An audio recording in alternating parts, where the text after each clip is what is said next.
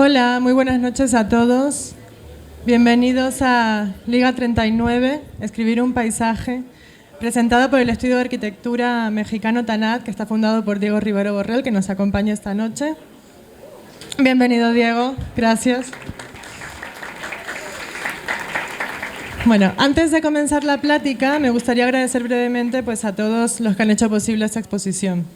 Agradecer a Yerdau Corsa por donarnos gran parte del material de acero recuperado que ven hoy en la exposición, a Vida Arquitectura, que no nos pudo acompañar hoy, por su compromiso de apoyo siempre, a Lutron por donarnos una vez más todo el proyecto de iluminación, muchas gracias, Carlos, al equipo de Marc también, gracias, Mario Rosado, que desde hace tiempo colabora activamente con Liga mediante las intervenciones y las construcciones de las piezas, también al equipo de Panel Rey, que nos acompañan hoy aquí algunos. Víctor, Elena, muchas gracias por estar aquí hoy.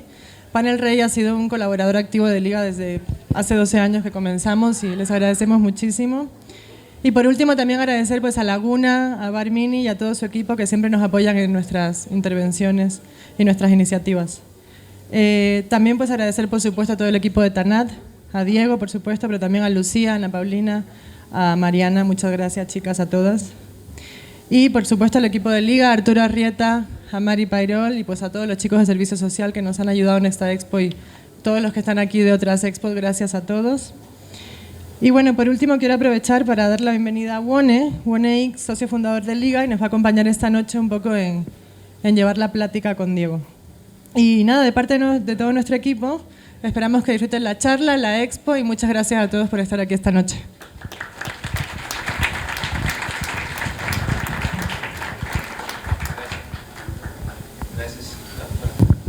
Gracias, Frida.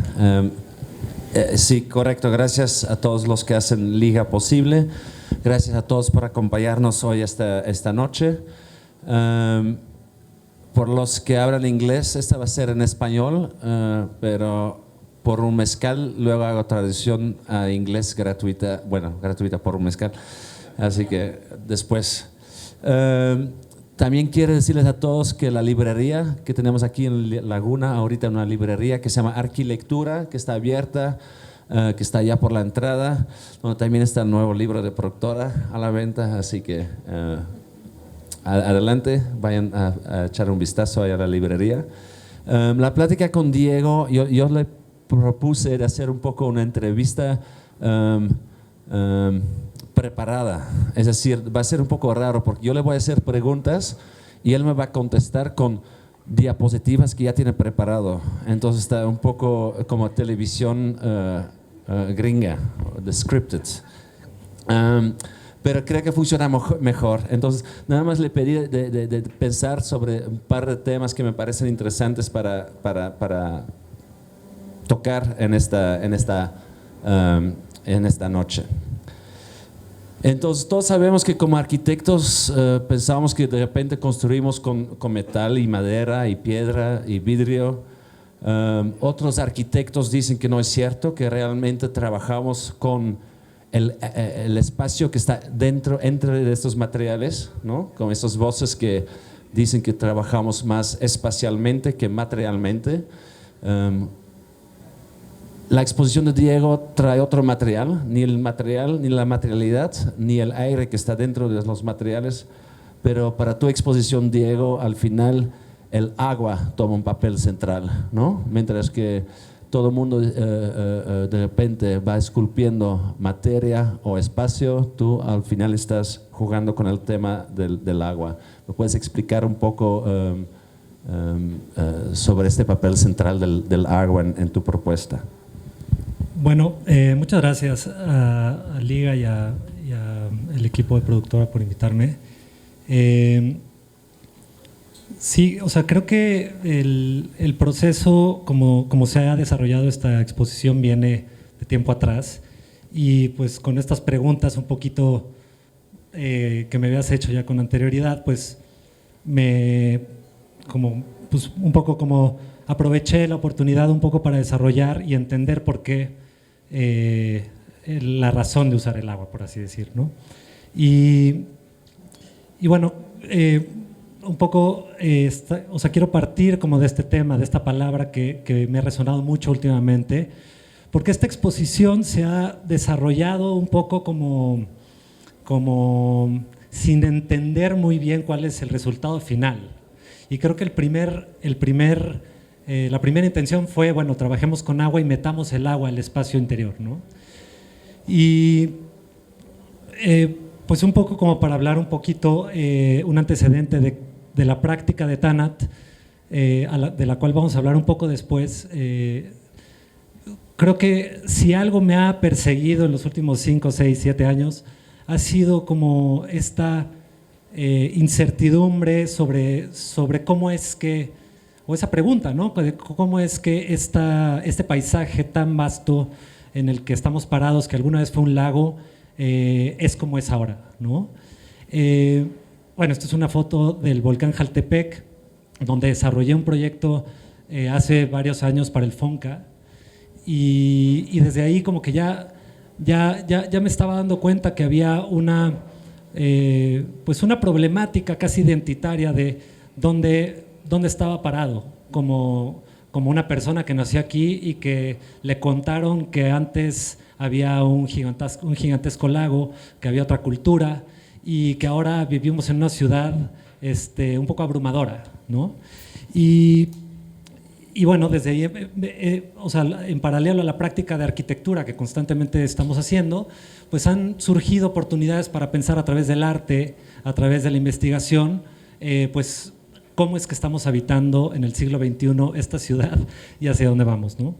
Y en el 2020 hicimos un ejercicio muy interesante a partir de una propuesta que hicieron el equipo de Arquine para una exposición que se llamaba Ciudad Insostenible. Ahí obviamente el tema, digo, el título se explica solo, ¿no? O sea, eran reflexiones alrededor de una ciudad que está al borde de dejar de poderse sostener, ¿no? Y ahí, en la pregunta de cómo es que ha sido la transformación del paisaje a lo largo de los últimos 500 años, mayoritariamente, me puse a hacer una revisión de archivo, ¿no? de la mayoría, todas las posibilidades de pinturas que pudiera encontrar, y las organicé cronológicamente desde un primer dibujo, pues de algún, pues un dibujo prehispánico, hasta la última pintura de Tláhuac Mata, por ahí de los 2010, cuando el paisaje también iba a ser, de alguna manera, trastocado por un megaproyecto, ¿no? En ese momento también escribí un texto que decía algo así como que lo que queda del paisaje son pinturas, que en ese presente retrataban una realidad, pero que hoy solamente son ficción.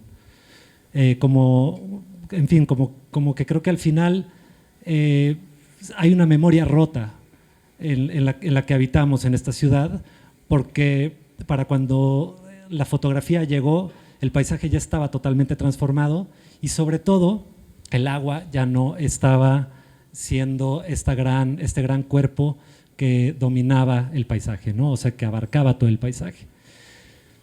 Y trabajando un poquito en la pregunta interior de por qué tanto interés en el paisaje y por qué el agua, ¿no? Creo que la iconofagia, como explican ciertos como teóricos alrededor de cómo es que la colonización también se ha hecho a través de los iconos, pues, en fin, como que se resume un poco en esta imagen, ¿no? Es una imagen del siglo XVII que dibujaba bueno, en este libro que se llamaba como La conquista de la Nueva España, y que presentaba en España y con una traducción en francés a Francia y por lo tanto pues, a una gran población europea, cómo es que era la gran Tenochtitlan, ¿no? Y para no caer en críticas sobre colonialidad y extractivismo tan, en fin, que podemos pasarlas a otro momento, creo que lo que es interesante entender de estas imágenes que fueron las que construyeron la versión histórica de Occidente son dos cosas. Por un lado, que esta representación ya no tiene un lago más. O sea, el templo mayor, que aparentemente en realidad ya está alrededor de un paisaje que podría ser claramente más Suiza que México, pero sobre todo en la punta del Templo Mayor, de esta representación del Templo Mayor, ya no hay dos templos como existían en el Templo Mayor. El templo del fuego, ¿no? Y el templo del agua, ¿no? Y yo creo que ahí es donde empieza el problema en donde estamos ahorita parados. Yo creo que dentro de la conquista, lo que se extrajo no solamente fue un inmenso lago que los españoles no podían más, digamos, domar, como estaban acostumbrados a hacerlo en sus procesos coloniales, sino que también borraron los íconos y sobre todo el ícono del dios del agua, ¿no? Y es importante hablar de estos íconos borrados hace 300 o 400 años, porque si nos vamos a la mitad del siglo XX, esa cultura donde el objetivo de extraer el agua de la Ciudad de México fue la que prevaleció. Es decir, la modernidad, junto con los grandes proyectos modernistas de modernización de las ciudades, igual y operaron de manera diferente en Europa que en México, ¿no?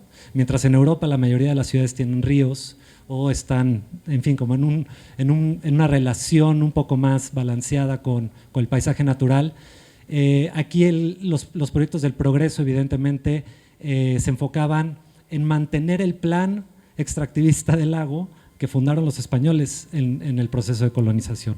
Esta es una imagen del viaducto con este gran túnel que iba a ser el entubamiento del río Piedad, que bueno, fue un río más de los 20 o 30 ríos que llegaban a la cuenca, ¿no? Entonces, tanto el entubamiento del río Piedad como esos ríos entubados los conectan al drenaje de la Ciudad de México, pues un poco como que termina de concluir un poco la gran paradoja en la que estamos parados.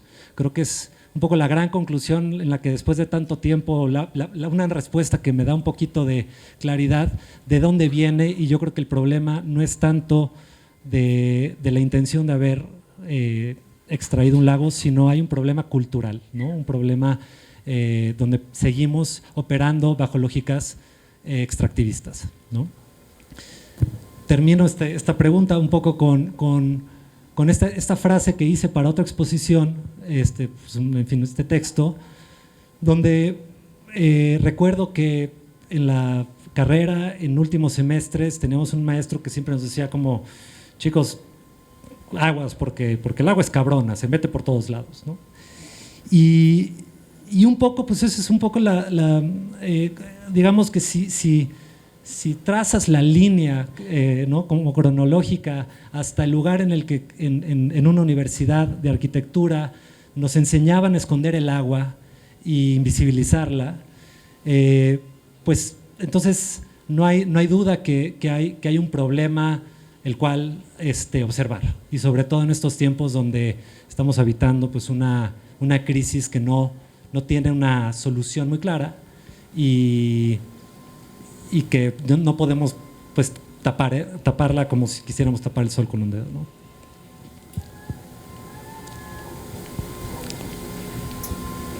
Sí. ¿Quieres que yo le sigo? Por los que no han visto la exposición, es entonces lo que hace Diego, visibiliza el agua. Entonces en la calle, igual lo describes mejor tú, pero en la calle hay un cuenco que capta el agua pluvial.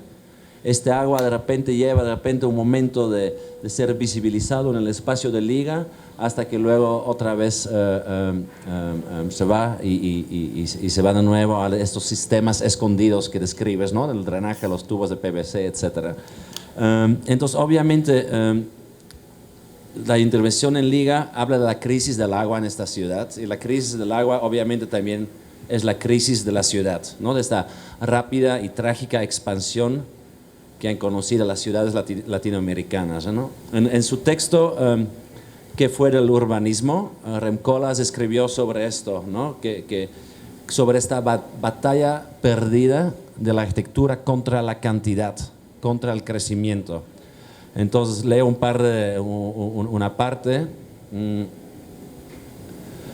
Los profesionales de la ciudad, entonces los arquitectos y urbanismos, son como jugadores de ajedrez que pierden contra los ordenadores. Un perverso piloto automático burla constantemente de los intentos de aprender de la ciudad.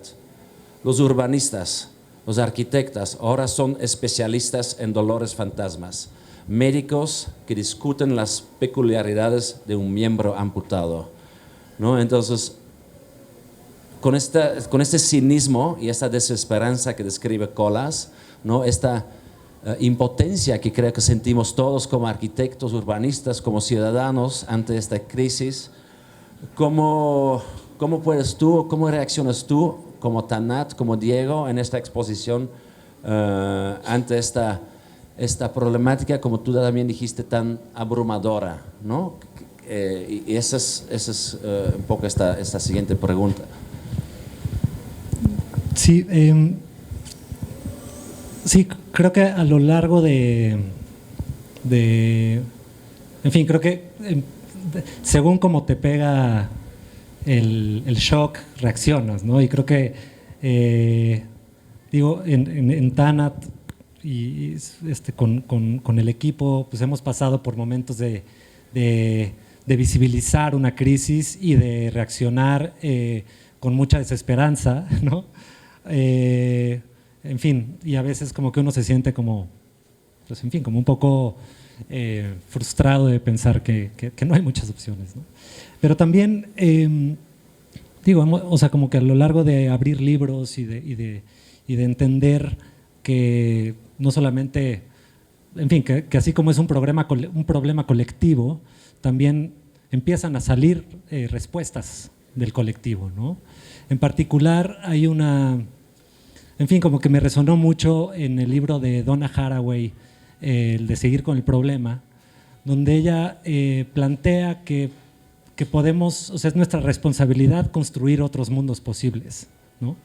Ante momentos de crisis necesitamos ser extremadamente creativos, ¿no? Y generar nuevas coexistencias con otros seres y nuevas relaciones, en fin, con otras especies también, ¿no? Y creo que eso, un poco como esta frase que es de Gabriel Orozco, creo que un poco es ese lugar donde nos hemos sentido un poco reconfortados y hacia donde queremos apuntar. Es decir, el arte, la arquitectura puesta en narrativas un poquito más abstractas o más ficcionales puede permitir darnos, con la herramienta de crear espacios, aunque sean en pequeña escala o en grande escala, otros mundos, ¿no? Y pensar en otros mundos posibles, pues creo que lo que estamos construyendo al final son nuevos reflejos, ¿no? Nuevos reflejos sobre temas con los que quisiéramos relacionarnos de otra manera, ¿no? Creo que en el arte, como en la literatura, hay muchos mejores ejemplos que en la arquitectura y el urbanismo de cómo pensar ciudades, digamos, imposibles, ciudades imaginarias, que puedan ser muy distintas a las ciudades con las problemáticas y con las realidades que vivimos ahorita. Pero no podemos, o sea, por lo mismo tampoco podemos pensar que la ciudad en la que vivimos es una realidad absoluta. O sea, la ciudad en la que vivimos es también una ficción, ¿no? O sea, digamos, todo está de alguna manera construido en ideas y en formas inventadas por culturas y sobrepuestas a lo largo del tiempo. Entonces, estos ejercicios como los que Giorgio de Chirico hizo sobre la Piazza de Santa Croce, por ejemplo, en Florencia, pues me llama la atención, no solamente porque es, digamos, una pintura muy evocativa por muchas razones, ¿no? O sea, porque cambia de escalas, porque genera un espacio, en fin, como extremadamente místico, pero también hay algo en estas pinturas que lo que a mí me dan es una especie como de sentido de resignificación y de desplazamiento de los símbolos, ¿no? la iglesia de Santa Croce pues ya no es la misma iglesia, y la escultura está de espaldas y no tiene cabeza, y las proporciones son distintas, ¿no? Entonces, no te está dando una conclusión de cómo es que él imagina el mundo, pero sí te está abriendo a posibilidades de cómo el mundo puede imaginarse, ¿no? Y entonces, en fin, como entendiendo un poco que lo que hace Giorgio de Chirico también es generar una especie como de entramado semiótico de elementos que te generan un paisaje, pues creo que es una buena manera de llevarlo a hacer ejercicios arquitectónicos que nos puedan pues ampliar un poquito esta cajita que, en fin, como de educativa en la que fuimos, digamos, educados, ¿no? También en la literatura hay varios ejemplos. Está Italo Calvino con Las ciudades invisibles, o este increíble libro de Andrea Chapela, donde imagina o plantea en pequeños cuentos de ciencia ficción otras realidades de la Ciudad de México, ¿no? En particular hay un cuento muy lindo donde ya se encuentran como dos niñas flotando entre edificios con el lago de Texcoco y el lago de Tenochtitlan, bueno, totalmente inundado de nuevo, y eso como paseando en canoa después de una gran inundación que volvió a inundar la ciudad, ¿no? No lo conocía, qué increíble. Y yo vi en la exposición hay como muchos objetos que no están construidos, parecen objetos encontrados, parecen como elementos que descubriste, otros elementos que parecen casi arqueológicos. ¿Me puedes explicar un poco el proceso de encontrar todos estos elementos que hasta a veces describes como símbolos y los que podemos ver hoy en la exposición? Sí. También está el tepetate, como que hay ciertos materiales y cosas que me llaman mucho la atención. Sí, digo, algo que pasó con la expo también fue que yo creo que el título de la exposición salió mucho antes del resultado, ¿no? Y era un título de alguna manera muy ambicioso a nivel creativo, porque pues se llama escribir un paisaje, ¿no? Y ahí empiezan las preguntas como los retos de cómo se escribe un paisaje, ¿no? Y cómo eso se lleva a un espacio físico. Y ha sido un proceso muy, muy lindo, porque creo que se empezaron a definir reglas de cómo íbamos a escribir este paisaje, ¿no? Y bueno, pues tomando en cuenta que el agua era el elemento que iba a participar en activar este espacio, y tomando en cuenta que el agua vendría de la temporada de junio, julio, agosto, temporada de lluvias, pues pensamos por qué no empezar a encontrar elementos del paisaje de la Ciudad de México que pudiéramos de alguna manera casi que pedir prestados al paisaje, y con eso hacer una composición que también pudiera no ser fija y que pudiera estar en constante cambio como el paisaje mismo está, ¿no? Entonces, pues a partir de las primeras reuniones que tuvimos con el equipo de Liga, nos platicaron de Gerdau Corsa, que es una mega empresa de acero, y más o menos como metiéndonos a ver cómo podíamos colaborar con ellos, entendimos que también una gran parte de la producción de acero la sacaban de fundir chatarra, ¿no?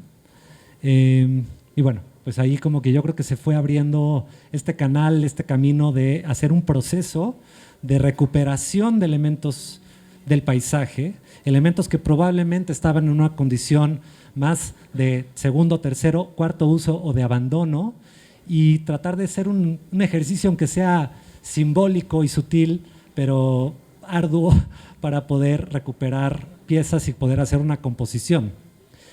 En esta foto es una foto muy linda, porque en el centro de la foto, al fondo de la montaña, fue donde encontramos el gran plato de agua, ¿no? Y pues era un plato que tenía una pieza de acero tan pesada que realmente se requería de en fin, no la podíamos mover, y pues llegó esta garra hermosa como con un operario y sin ninguna fuerza, nada más como que la pescó y nos la aventó y fue muy hermoso, ¿no? Entonces, como que poco a poco fuimos encontrando piezas, no solamente en Gerdau, sino que también fuimos a ese lugar donde era más lógico encontrar la basura, el desperdicio, que es en las periferias de la ciudad, ¿no? Hablando con proveedores con los que trabajo, que sé que viven en Chalco, en Los Reyes, las salidas, zonas conurbanas de la ciudad, son las personas que saben perfectamente dónde se encuentran los tiraderos de basura, y llegamos a este lugar en Chalco donde encontramos montañas de tanques y de piezas de acero y bueno, empezamos, o sea, la experiencia del peso, de la fuerza, de la magnitud de estas piezas, pues fue, en fin, como nada, fue un detonante de creatividad enorme, ¿no? Aquí también aparece, por ejemplo, metido estos que llaman muelles, que son pues como unas especies como de soportes de camionetas. Y bueno, también recuperamos uno y muy rápidamente le vimos carácter de móvil, ¿no? Parecía una especie de móvil de Calder. Entonces, bueno, poco a poco como que la pieza se fue construyendo a partir de lo que el paisaje nos estaba dando, por así decir. Los tanques de gas, ¿no? Dijiste además que va a estar evolucionando la muestra, ¿no? sobre los diferentes meses de que va a estar expuesta. Sí, pues es que un poco también estábamos en ese conflicto. El paisaje, yo creo que un descubrimiento, algo que hemos aprendido, como ya puesto en palabras sobre el paisaje, es que el paisaje funciona en una condición espacial y temporal en constante flujo, en constante transformación. Es decir, el paisaje se está transformando espacialmente todo el tiempo. Y entonces no podíamos pensar en que presentaríamos una pieza terminada si estábamos escribiendo un paisaje. Y luego por el otro lado, pues también el agua detona cosas, ¿no? Detona vida, detona eventos que muchas veces tenemos que empezar a entender a cómo convivir con el agua al momento de tenerla en el centro del espacio. Entonces creo que pensar en tener un paisaje dentro del espacio implica un cuidado e implica una relación distinta con el espacio habitable, ¿no? Y por eso creemos que es lógico pensar en que este espacio poco a poco nos va a ir dando cambios o le vamos a ir también generando una especie de diálogo con el mismo, ¿no?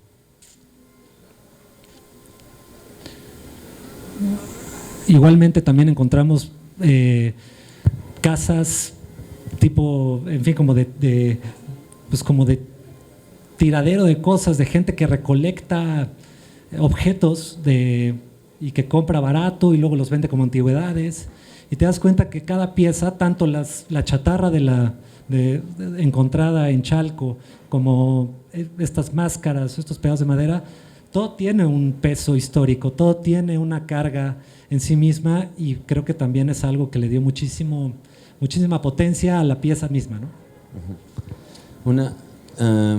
Una penúltima pregunta que para mí es muy importante, porque al final nos interesa como realmente invitar a Liga a estas nuevas generaciones de arquitectos y entender realmente muy bien qué tiene que ver la exposición que vemos aquí con tu práctica, ¿no? ¿Qué es la relación o cómo representa una forma de trabajar, una forma de pensar en tu práctica?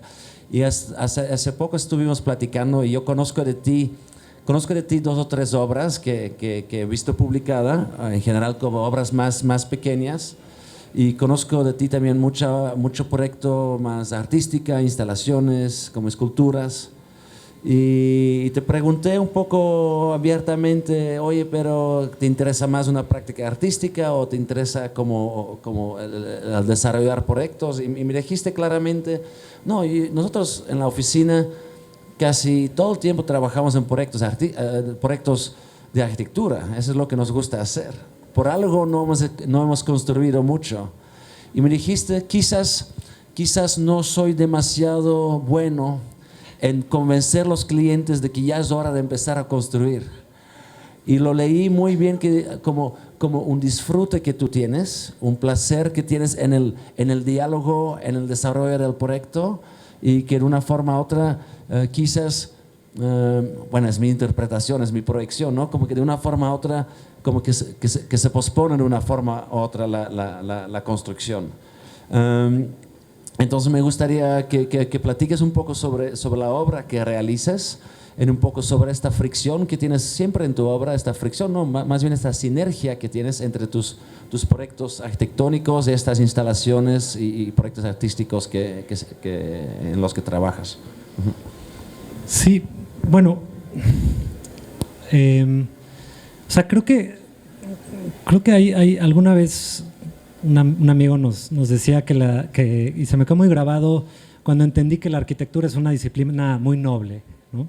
Que solo se pone mejor a lo largo de la vida y realmente te puedes no retirarte y siempre vas a ir, digamos, relativamente creciendo, ¿no? Y lo puedes ver en carreras profesionales de distintas arquitectas y arquitectos que a lo largo del tiempo, pues por lógicas razones van encontrando mejores oportunidades de clientes y mejores proyectos, y hay más confianza y más experiencia, y por lo tanto la edad adulta de una práctica profesional pues ya sucede pues cuando ya tienes 40, 50 o más años, ¿no?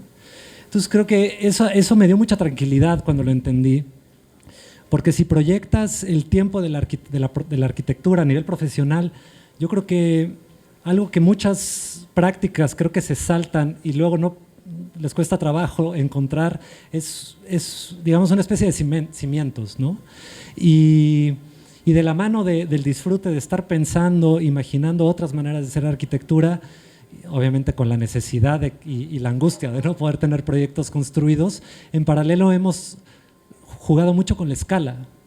Y creo que la escala es la gran herramienta con la que hemos podido pensar en cómo queremos hacer arquitectura cuando llegue la oportunidad, ¿no? Y bueno, pues este es un ejemplo muy claro de procesos que hemos hecho desde hace 5 años, trabajando con pequeñas maquetas, pero son piezas como para espacios que obviamente no tienen una lógica constructiva, sino más bien tienen una lógica reflexiva. Y luego entender cómo la escala te puede llevar a esta experiencia interior dentro de ellos, y pues un poco como John Hayduk muchas veces defendía, ¿no? O sea, no necesitas tener arquitectura construida para ser arquitecto o hacer arquitectura, ¿no?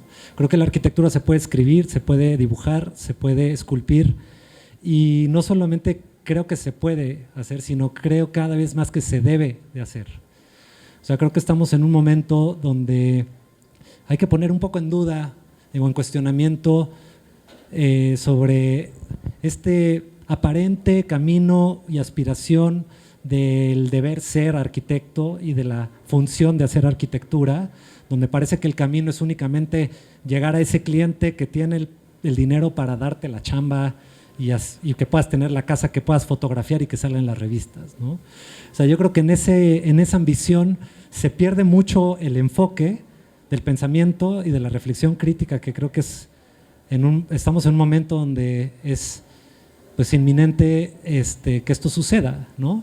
Y creo que es algo que se tiene que reconstruir desde la academia, desde las universidades, donde sí creo que hay que dudar un poquito de cómo estamos aprendiendo a hacer arquitectura, y hay que pensar en cómo podemos hacer arquitectura sin pensar que solamente haciendo una casa construida vamos a llegar a ella, ¿no?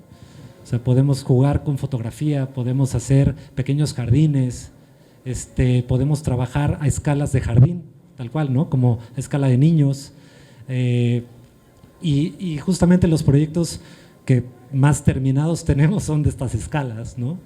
Pero son escalas en las que, por ejemplo, en este proyecto en particular, que es el último que quería poner en esta pregunta, este es un proyecto que se hizo con 40,000 pesos que nos dio el Patronato de Arte Contemporáneo, y que se construyó en 2 semanas con 15 personas haciendo tequio, ¿no? En Oaxaca. Entonces, como que los códigos de valor de lo que estamos produciendo, de lo que estamos pensando, creo que se reconfiguran cuando te das cuenta que en una semana y con 40,000 pesos puedes transformar un espacio público con el apoyo de la gente, ¿no? Y, en fin, creo que se cuestiona la estética misma de la arquitectura y la función misma de la arquitectura, y ahí es donde quiero mantenerme pensando, ¿no? O sea, como cuál es el verdadero valor de estar trabajando tanto tiempo y con tanta exigencia en una disciplina que definitivamente no estudiamos para hacernos ricos, ¿no? Una última pregunta ya para ir cerrando es, obviamente lo acabas de mencionar, ¿no? Sobre el tema de escribir. El título de la exposición surgió muy rápido, la idea de escribir el paisaje, y me acuerdo cuando nos presentaste unas primeras ideas para esta muestra, nos enseñaste este croquis que vimos aquí al inicio de la presentación, y nos presentaste más bien un texto narrativo, ¿no? Decía: julio y otra tarde de lluvia en la ciudad.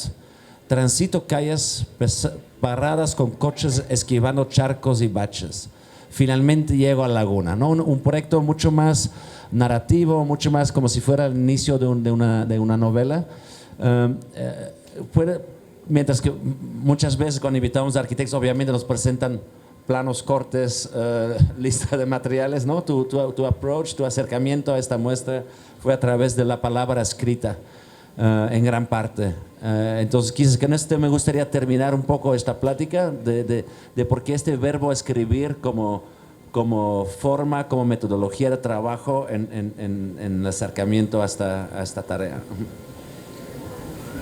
Sí, bueno, para terminar, creo que justo esta pregunta cierra muy bien, porque yo creo que es la pregunta que más me ha perseguido a lo largo de estos meses y que más hemos platicado en el estudio, pues en fin, en estas conversaciones que hemos tenido con Mariana, con Lucía, con Ana Paulina, donde constantemente estamos reflexionando sobre todo alrededor de este proyecto. Y creo que escribir un paisaje, o sea, como la primera palabra ya está en un infinitivo, ¿no? O sea, escribir no se concluye como un tiempo ni presente ni pasado, sino que entra a un estado de escritura. Y creo que la conclusión del paisaje, creo que poco a poco me he dado cuenta que tiene un significado colectivo. Y con esto quiero un poco llegar a este punto donde no sé si entender el paisaje como un proceso colectivo lo entendí antes o después del rizoma del agua, pero creo que fue después, ¿no? Y un poco el resumen o la conclusión de por qué del tema de escribir un paisaje se junta con esta locura que, además de estar haciendo liga, nos inventamos un taller que sucedió hace 3 meses, donde nuestro objetivo era tratar de hacer una especie como de conversatorio y desarrollo de proyectos con arquitectas y arquitectos alrededor de la crisis del agua, ¿no? El proyecto se llama Rizoma del Agua justamente porque un poco el planteamiento es que la ciudad ya no se puede cambiar más a partir de una idea le corbusierana de trazar en un master plan la solución del agua, sino que creemos un poco en la solución opuesta.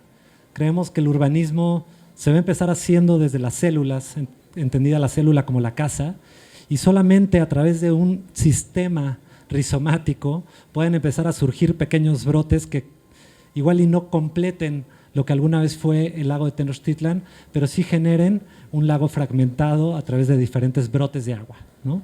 Ese fue el planteamiento, y pensamos que íbamos a llegar a tener varios proyectos de arquitectura, de captación de agua pluvial y de estanques, y el proceso fue solamente como una dinamita de preguntas y de conversación y de reflexiones, donde cada participante, como también cada conferencista, fueron generando más y más preguntas sobre cómo es que estamos parados como arquitectos en estos tiempos y cómo es que tenemos que actuar, cómo es que debemos de pensar, hacia dónde estamos aspirando y cómo estamos reaccionando frente a una situación que nos está rebasando, ¿no? Y realmente creo que la conclusión, después de pasar por una angustia colectiva y una terapia colectiva en momentos de crisis, donde veíamos que cada vez estaba más densa la cosa en el mundo, como que llegamos a unas conclusiones tan hermosas de diferentes proyectos, donde alguien, alguno de los participantes, se enfocó en también recolectar pedazos de chatarra o de basura y hacer un pequeño captador en la azotea de su casa, como alguien que aprovechó el jardín de su casa para hacer una especie de pues jardín contemplativo con captación y con fuente, como también alguien que trató de acercarse al agua desde la gárgola, o que, digamos, es el primer proyecto ya realizado en términos físicos, que fue la construcción de un jardín de lluvia construido por niños, ¿no? De la mano de un cuento para niños, ¿no? Entonces, un poco, en fin, el reto fue muy grande, o sea, como hacer un taller entre diciembre y ahora con Liga a la mitad, pero creo que el resultado del rizoma nos abre un camino muchísimo más claro de cómo es que hay que escribir el paisaje, ¿no? Y creo que la conclusión de esta exposición y de todo este proceso de reflexiones y preguntas y pláticas y diálogo es que el paisaje es un proceso colectivo, el paisaje es un proyecto colectivo, y como arquitectas, arquitectos, pues un poco nos dedicamos a transformar el paisaje desde pequeños puntos, ¿no? Entonces creo que el reconocimiento de la arquitectura como un gran colectivo, creo que es un poco más esperanzador que otros métodos como los más individualistas, por así decir, y creo que si adoptamos como arquitectos una posición no solamente de diseño, sino también de liderazgo y de comunicación y de generar redes de pensamiento que construyan nuevas epistemologías, entonces pudiéramos por lo menos construir una pequeña realidad dentro de nuestros pequeños espacios, ¿no? Bueno, te agradezco muchísimo por esta provocación colectiva que presentas a través de tu exposición, por el diálogo que hemos tenido, y la única pregunta que me queda: ¿no estás muy triste que no está lloviendo hoy? Porque al final yo sé que gente de tu equipo están de forma secreta echando agua con cubetitas en el recipiente a través de la terraza de arriba, pero no podríamos haber estado aquí. Hay este elemento de riesgo en la exposición que a mí me fascina. Si no llueve, todo fracasa.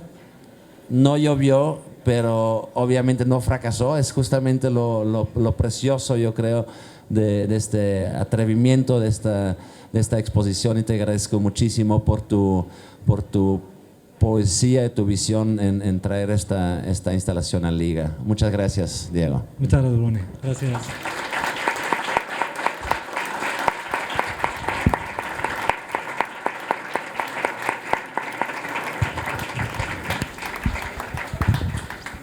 Y bueno, quisiera nada más agradecer mucho a Frida por el increíble apoyo y por la confianza y por toda la energía puesta con ella, bueno, a través de ella y todo su equipo, Arturo Arrieta también, al equipo de Tanat, a mis papás.